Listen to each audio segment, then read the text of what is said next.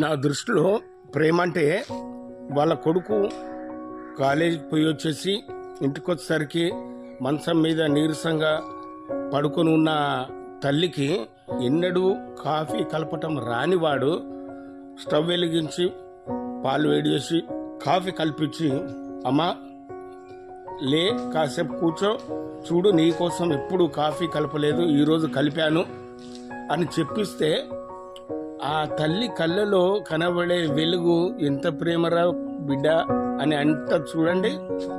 అది ప్రేమ. తండ్రి కష్టపడుతుంటే కొడుకు కూతురు వచ్చి, నానా మీరు కష్టపడ్డది చాలు, నా వంతు సహాయం కూడా నేను చేస్తున్నా, నేను పని చేస్తున్నా అని చేతిలో తను సంపాదించిన 10వ 12వ చేతిలో పెడితే ఆ తండ్రి కళ్ళలో కనిపించే ధీమా, ఆనందం, సంతోషం ఏదైతే ఉంటుందో అది ప్రేమ.